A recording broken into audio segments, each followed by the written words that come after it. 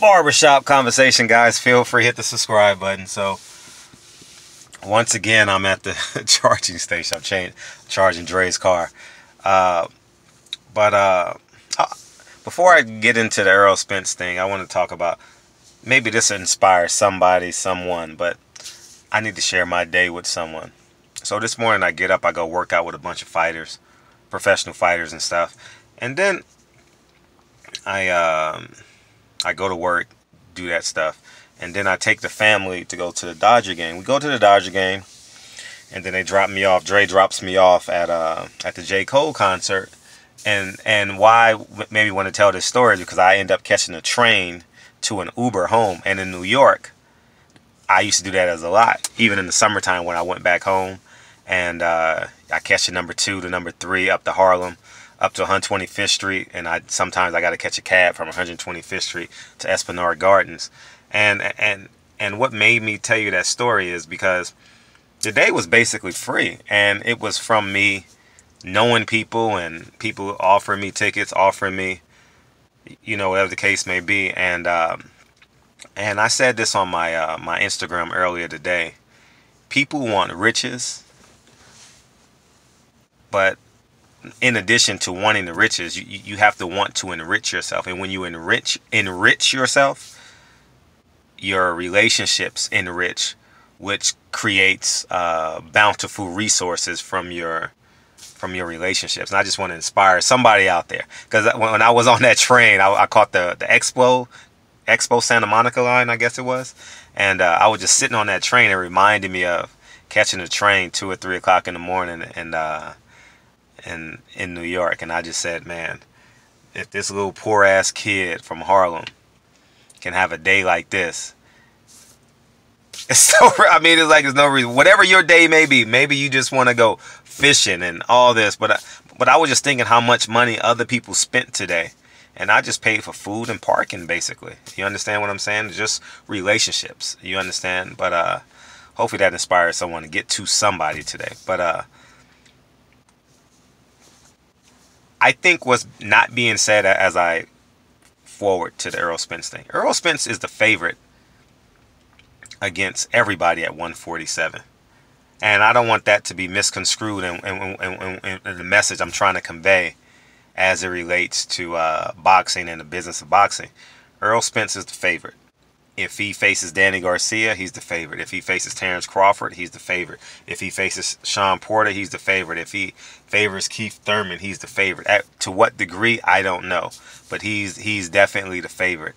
And I just think that needs to be said, because what I don't want to be misunderstood is like I don't like Errol Spence, or no, it's not that. I'm just helping everyone understand. You got to follow the tea leaves in boxing, and when you follow, I'll do a video on this way down the line after the next fight is signed. I'll explain it more thoroughly, but you got to ask yourself. People got into a big debate past 2 weeks about the fans are important. The fans are exceptionally important. Exceptionally important. The business of boxing is exceptionally important. Just as simple as something as the location. Deciding on the location of the fight, it's predicated upon where they believe they can get the most fans from. Pay-per-views, the price of pay-per-views is predicated on what they think the audience can afford to bear. You understand? So it's a marriage, right? It's a marriage, and one of them is the submissive one, one of them is the dominant one. And I would say over the years, the history of boxing has proved that the business of boxing has been the dominant figure in the relationship. And I don't think that that's a bad thing, and I don't think that it's a good thing, depending on your perspective, right? And but it depends on where you see. But moreover than that, the point I really want to get to is if you want to have great success, you gotta have a seat at the table. And what I mean seat at the table is, for instance, if you're simply a fan, like me, before I got in the media, I was simply a fan. I would go to the Staples Center, watch Oscar De La Hoya fight, the Olympic Auditorium, watch Oscar fight the Olympic Auditorium when he was much younger. Those tickets were a little bit cheaper, you know. But the fans need someone to represent them. Well, albeit a promoter, a fighter, a manager, commissioner on California Athletic Commission, Nevada Athletic State Commission, etc., like that. And the same holds true in politics. I'm trying to draw a parallel, so just in case I lose someone, maybe the political example will make sense. I'm pretty fatigued right now, guys. I want you to know it's 12:20 right now, and I've been up since 4 o'clock this morning. And but what, like the Republicans and the Democrats, I believe they're somewhat of the same, right? And when I was supporting Black Lives Matter, my mindset was under what I wanted to occur was the same way the NRA has politicians in their pocket. I believe Black Lives Matter needs to have politicians in their pocket, because no matter how much they want to support you, they want to get reelected.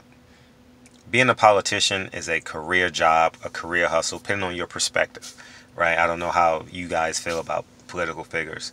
I waver on it, although I ran for mayor in the city. I waver on its actual power versus just hanging out with the good old boys. Because you see Chicago today, you know, President Obama is from Chicago. You know, you look at South Central LA, you look at Harlem. Outside of the gentrification, you still see similar attributes. The streets may look a little bit different, you know, but the attributes still the same. It's still residue from the 80s, from the crack epidemic in South Central as well as in Harlem. And I digress back down to boxing. Boxing fans need someone that sits at the table. The example would be like a Showtime personnel, promoter, manager, someone that has a vote. You understand what I'm saying? Because simply, I believe just paying for tickets and buying hot dogs is like just voting. Similar to it, like just voting. Like for me, I didn't vote for Hillary, nor did I vote for Trump. I just left it blank. Hypothetically speaking, I vote for Hillary. That's simply purchasing a ticket, right? But if I have Hillary's ear and we donate $10,000 to this cause, and this is what we want out of boxing, this is what typically happens. And I know these people aren't elected in, but I'm saying that's typically what happens in boxing. You know, the Republicans and the Democrats argue publicly, right? So you may have a great example of that today would be Lou DiBella and Eddie Hearn. They argue publicly, right? And yet they made a deal on Tevin Farmer, right? Same thing happens in politics, where you argue publicly, and yet John McCain and Maxine Waters are probably making a deal on something that has to do with something connecting Arizona to Los Angeles. I have no idea. So at the end of the day, you got to have a vote. You got to have people on the footsteps of the White House.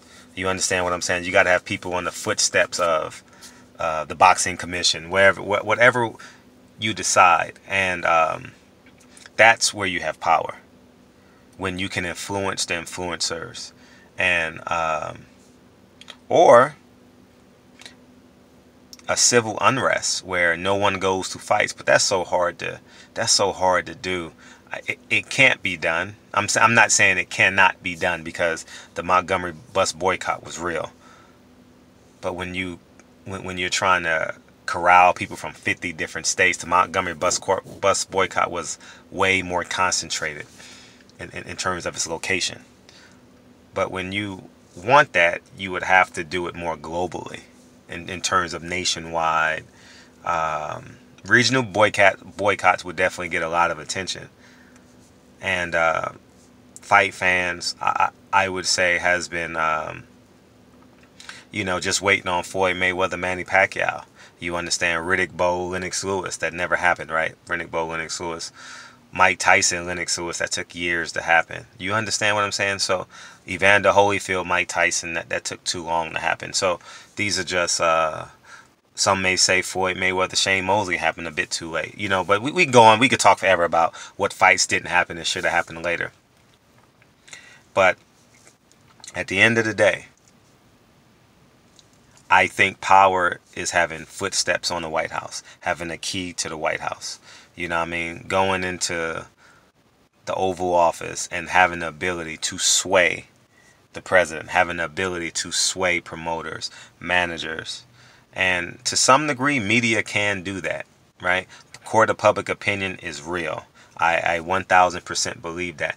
Imagine having the court of public opinion and the people that have never been to the Oval Office and having people inside the Oval Office. That's where the power resides, from the corner office in South Central LA to the corner office in downtown LA. You understand? You guys, hopefully you guys will follow me as it relates to that.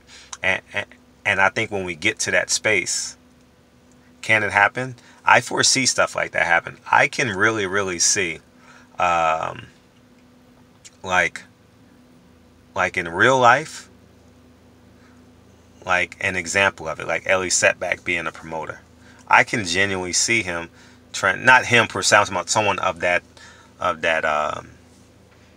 module, right? Has a big YouTube channel and just tired of chasing interviews anymore. You understand? Tired of traveling. He can turn his business into a promotion company or to a PR firm. You understand what I'm saying? And you have all these other entities out there that can do the same. He's been in it the longest, so I'll use him as the example. And when you have outfits like that, that makes you more powerful. So at the end of the day, I believe that fans, you are critical.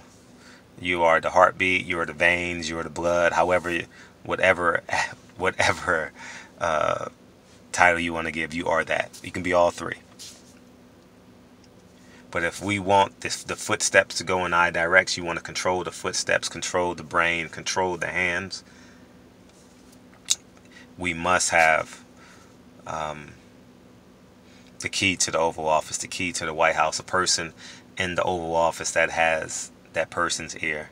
I know I done talked about 3 different subjects on this video, but maybe that's what my resting brain does. it just go. But hopefully you guys understand where I'm coming from with this. But yeah, man. So I just want to be fair and clear as it relates to that. And Errol Spence is definitely the favorite against some people may have Terrence Crawford the favorite.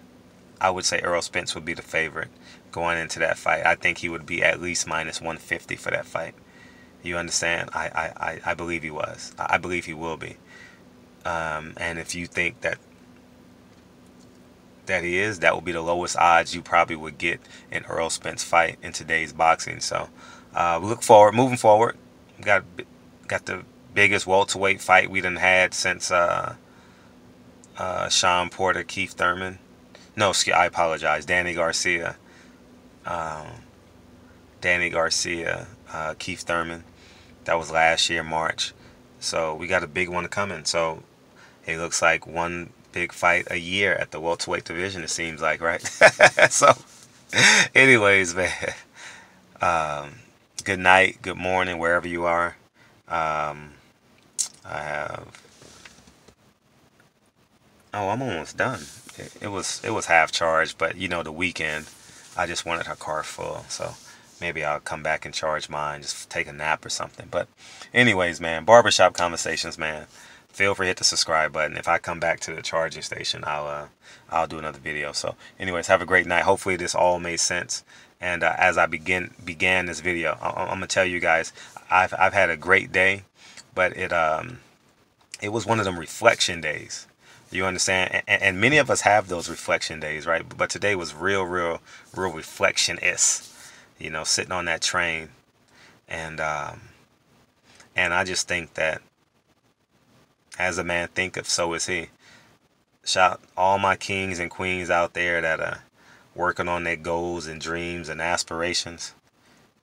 You are one move away. Literally one move away. You know what I mean? One move away.